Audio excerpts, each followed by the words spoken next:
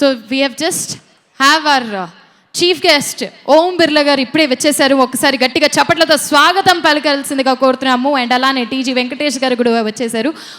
చప్పట్లు మాత్రం చాలా చప్పగా ఉన్నాయి. ఇందాకే కదా చప్పట్లు నేర్పించాను. Come on everybody, please put your hands together for mister Om Birla garu and TG Venkatesh garu. ఒకసారి మన వామ్ చైర్మన్ అయినటువంటి టీజీ వెంకటేష్ గారికి స్వాగతం. అండ్ అలానే నా లోక్సభ స్పీకర్ శ్రీ ఓం బిర్లా గారికి మరొక్కసారి స్వాగతం తెలియజేసుకుంటూ ఉన్నాం మన వామ్ తరపు నుంచి. అద్భుతంగా ఇప్పుడు చూసిన మన దీపాల డాన్స్ మన అందరిని ఆకట్టుకుంది. అంత చక్కటి డాన్స్ని మరొకసారి మనం చూద్దాం అనుకుంటున్నాము. అండ్ అలాగే వేగశ్రీ గోల్డ్ అండ్ డైమండ్స్ గురించి చెప్పాలంటే they are one stop for all your shop అనమాట. బ్రైడల్ వేర్స్ కానివ్వండి, డైమండ్స్లో కానివ్వండి, పోల్కి జ్యువెలరీస్ కానివ్వండి, ఇప్పుడు బాగా ట్రెండ్లో ఉన్నాయి. ఆడవాళ్ళు మాత్రం గట్టిగా వింటున్నట్టున్నారు ఈ మాట. సో లేడీస్ అండ్ జెంట్మెన్ ఇవన్నీ కూడా చక్కగా వాళ్ళు మనకి అందిస్తున్నారు with the latest designs Vegasri gold and diamonds వారు. అండ్ అంతేకాకుండా బహుశా ఇక్కడ వచ్చిన వాళ్ళందరికీ కూడా తెలిసే ఉంటుంది, ఒక వీడియోని పంపించడం జరిగింది మీ అందరు కూడా, where in you have to click a selfie అనమాట. ఇప్పుడు వేగశ్రీ గారి ఏవి ఎప్పుడైతే ప్లే అవుతుందో ఈ రోజులో అప్పుడు మీరు ఒక ఫోటో దిగేసి, సెల్ఫీ కానివ్వండి నార్మల్ ఫోటో కానీ దిగేసి మీరు మీ సోషల్ మీడియా హ్యాండిల్లో పోస్ట్ చేసి మమ్మల్ని ట్యాగ్ చేస్తే ఎవరికైతే ఎక్కువ లైక్స్ వస్తాయో, ఎక్కువ షేర్స్ వస్తాయో వాళ్ళకి డైమండ్ రింగ్ ఇస్తున్నారంట. సో ఆ డైమండ్ రింగ్ ఓహో అన్నావంటే నీకు ఆల్రెడీ పెళ్ళయింది అనమాట. ఓకే, సో డైమండ్ రింగ్ని చేసుకోవాలనుకునే వాళ్ళందరూ కూడా అది లేడీసా జెంటిల్మెనా అని కాకుండా మీ మనశ్శాంతి కోసం కాబట్టి చక్కగా మీరందరూ ఆ ఫోటోని పోస్ట్ చేసేసి డైమండ్ రింగ్ని ఇంటికి తీసుకెళ్ళిపోండి. అద్భుతంగా శ్రావణ మాసం రానుంది కాబట్టి ఆ శ్రావణ మాసంలో ఒక అద్భుతమైన గిఫ్ట్ మీ ఆవిడకి ఇచ్చేయచ్చు మీరు. So ladies and gentlemen, thanking so much Vegasri gold and diamonds for presenting this world Arya Vaishya Mahasabha 2022. And మరొకసారి ఈ దీపాల డాన్స్ని మనం చూడబోతున్నాము. కర్ణాటక నుంచి all the way from Karnataka ఈ డాన్స్ పర్ఫామ్ చేయడం జరుగుతుంది.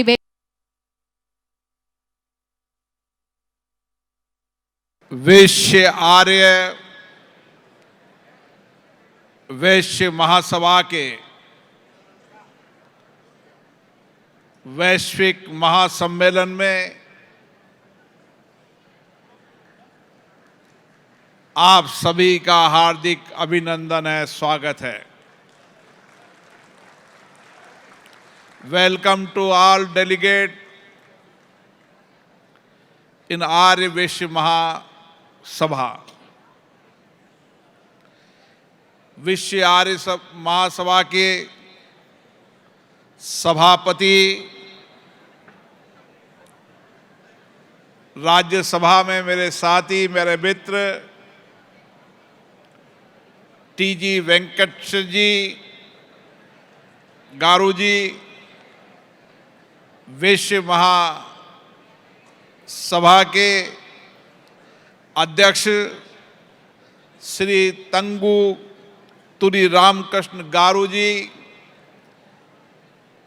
महासभा के सभी पदाधिकारीगण, अखिल भारतीय विश्व महासभा के अध्यक्ष श्री अशोक अग्रवाल जी, आज इस हैदराबाद की धरती जो दुनिया की वह धरती है जहाँ के नौजवानों ने, जहाँ आईटी और इंडस्ट्री सेक्टर के लोगों ने भारत का गौरव और सम्मान बढ़ाया है. भारत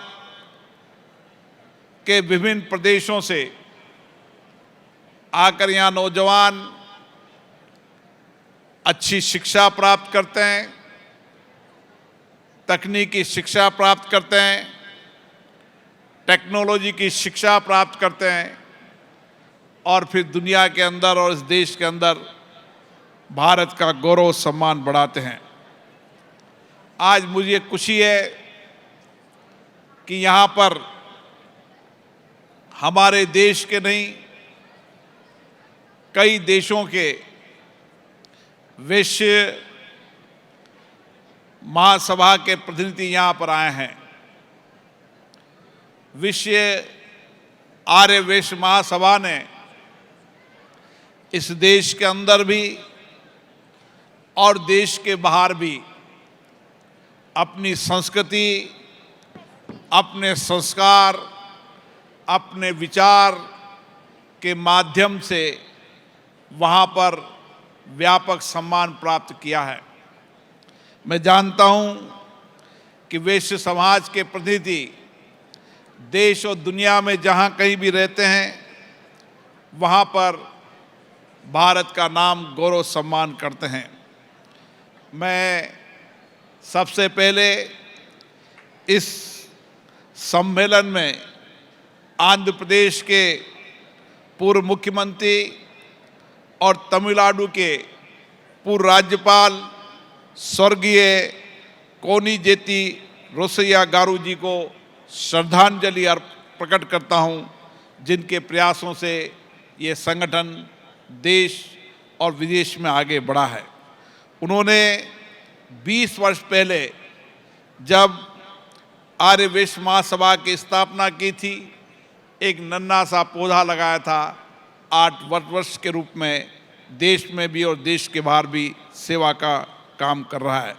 और मुझे आशा है कि आने वाले समय के अंदर ये जिस तरीके से लगातार ये संगठन देश के अंदर भी और देश के बाहर विश्व के अंदर भी समाज की सेवा कर रहा है, सामूहिकता के साथ, सामूहिक संकल्प के साथ समाज के अंतिम लोगों की सेवा कर रहा है, आने वाले समय के अंदर ये संगठन सभी जगह तेजी से बढ़ेगा। मित्रों, भारत के अंदर आर्य वैश्य महासभा ने हमारी पुरातत्व संस्कृति और संस्कारों के अंदर भी हमेशा समाज और देश सेवा के लिए काम किया है। राजाओं के राज में भी हमने उन राज परिवारों की सहायता करने का काम किया और आज़ादी के आंदोलन के अंदर भी आर्य वैश्य महासभा का बहुत बड़ा योगदान है। उन्होंने आज़ादी की लड़ाई लड़ी, आज़ादी की लड़ाई में कुर्बानियाँ दी, बलिदान दिया। ये वर्ष उन सबको याद करने का वर्ष भी है। हम देश के अंदर जब आज़ादी का अमृत महोत्सव मना रहे हैं तो 75 साल की इस लोकतंत्र की यात्रा के अंदर उन सभी स्वतंत्रता सेनानियों का जिन्होंने इस देश में आज़ादी दिलाई, उन सबको हम स्मरण करते हैं, याद करते हैं और उनकी प्रेरणा से समाज के अंदर नए तरीके से काम करने की प्रेरणा हमें मिलती है। जब भी हम आज़ादी के आंदोलन के उन वीरों की कहानी को पढ़ते हैं, उनकी समर्पण सेवा को देखते हैं, तो हमें नई प्रेरणा मिलती है, नई उत्साह मिलता है। किस तरीके से उस समय लोगों ने देश की आज़ादी के लिए बलिदान दिया, कुर्बानियाँ दी, समर्पण और सेवा से काम किया। आज जो हम आज़ादी देख रहे हैं, उस आज़ादी में उनका योगदान है। लेकिन आज़ादी के बाद भी इस देश को आगे बढ़ाने में, इस देश के औद्योगिक, व्यापारिक सेवा के रूप में आर्य वैश्य महासभा का बहुत बड़ा योगदान है। और इसीलिए हमेशा समाज के अंदर आर्य वैश्य महासभा को यथोचित सम्मान मिलता है। उन्होंने आज़ादी के बाद इस देश की आर्थिक प्रगति के अंदर, देश के विकास में के अंदर बहुत बड़ा योगदान दिया और अपने अपने क्षेत्रों के अंदर जहाँ भी आर्य वैश्य महासभा के प्रतिनिधि रहते थे, उन्होंने वहाँ व्यापार के माध्यम से, उद्योगों के माध्यम से वहाँ के लोगों को रोजगार देने का काम किया और भारत की आर्थिक प्रगति के अंदर बहुत बड़ा योगदान दिया। आज इस 75 साल की यात्रा के अंदर केवल देश के अंदर ही नहीं, देश के बाहर भी मैं देखता हूँ, जब विदेश के कई देशों में जानता हूँ किस तरीके से भारत के नौजवानों ने, भारत के उद्योगपतियों ने, भारत में व्यापार करने वाले लोगों ने अपनी कर्म भूमि के संस्कारों को रखते हुए उस देश के विकास में भी योगदान दिया। और आज इंटरनेशनल स्तर पर जो आर्थिक रूप से व्यापार हो रहा है, जो वैश्विक व्यापार हो रहा है, उस वैश्विक व्यापार के अंदर बहुत बड़ा योगदान इस समाज का है।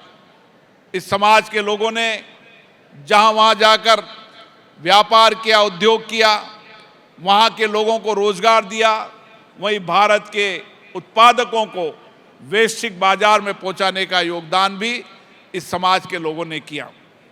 ये समाज हमेशा सामाजिक सेवा के लिए एक ऐतिहासिक उदाहरण देता है।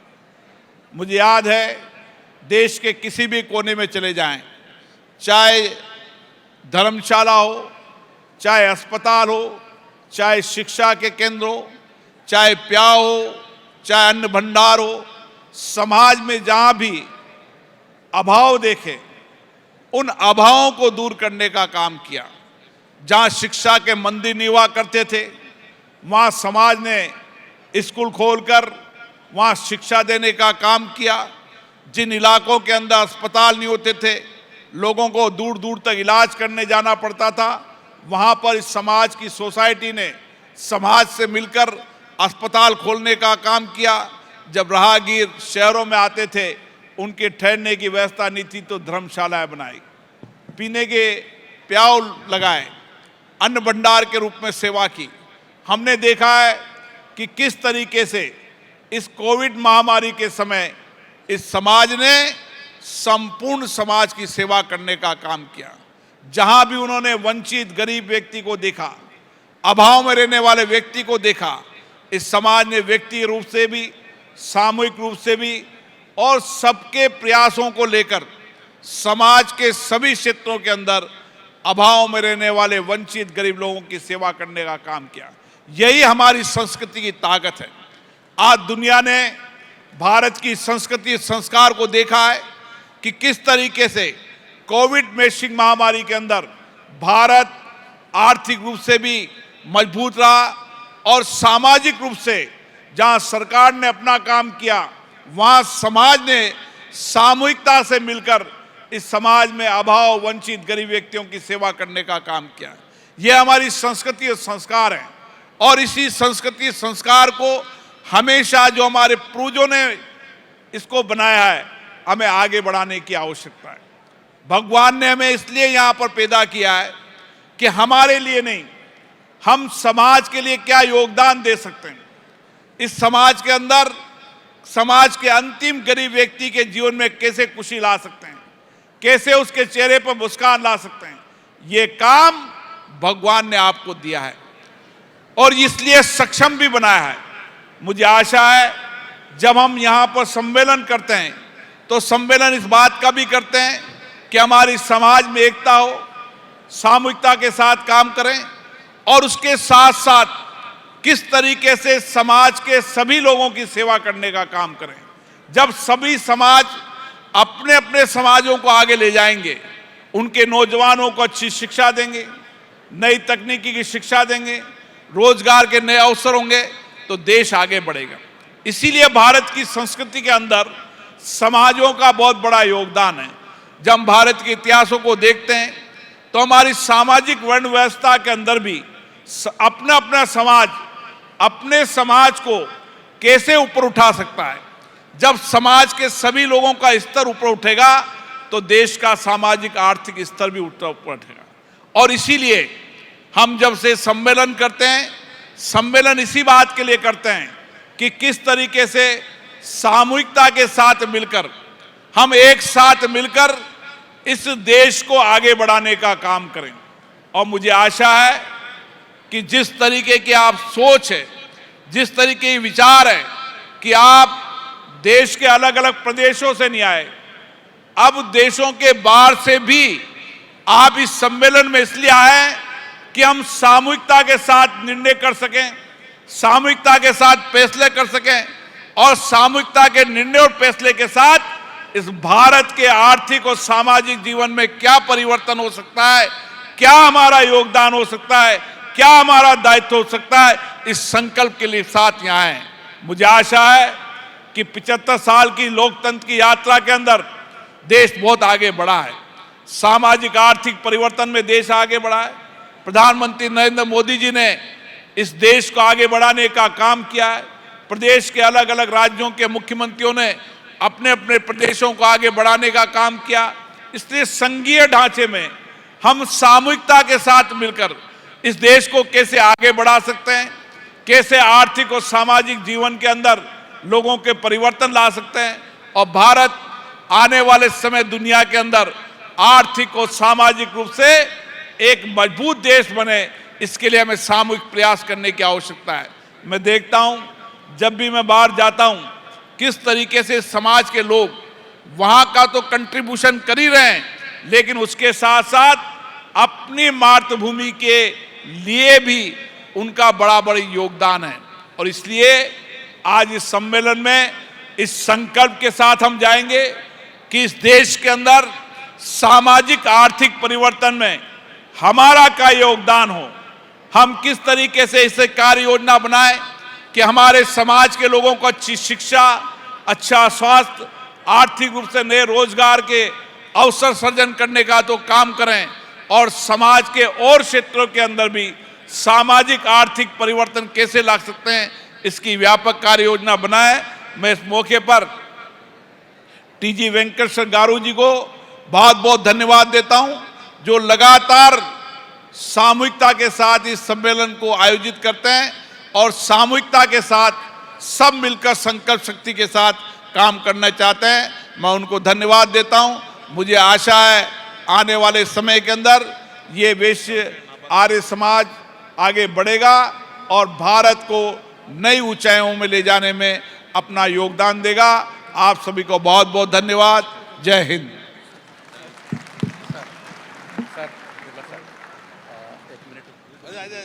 సార్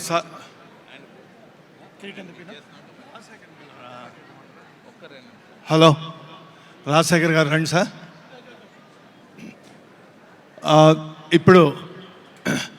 ఇప్పటిదాకా వైశ్య ప్రగతి గురించి, వైశ్యుల యొక్క ప్రాముఖ్యత గురించి, వైశ్యులు ఈ సమాజంలో ఎటువంటి సేవ చేస్తున్నారు, వైశ్యులు ఈ సమాజాన్ని ఏ విధంగా నిలబెట్టారు అనేది కూడా, ఈ దేశమంతా కూడా వైశ్యులు ఏ విధంగా ప్రభావితం చేశారు అనేది మన ముఖ్య అతిథి ఓం బిర్లా గారు చాలా స్పష్టంగా ఎక్స్ప్లెయిన్ చేశారు. వారికి మన ఆర్గనైజేషన్ తరఫున ధన్యవాదాలు చేస్తున్నాము. చెప్తున్నానంటున్నా ఇప్పుడు సార్ दुबई में या सिंगापुर में कंपटीशन है, दुबई में या सिंगापुर में?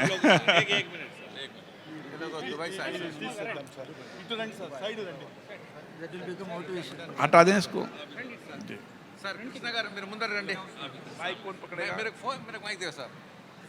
Next convention, next global convention దుబాయ్లో జరుగుతుంది.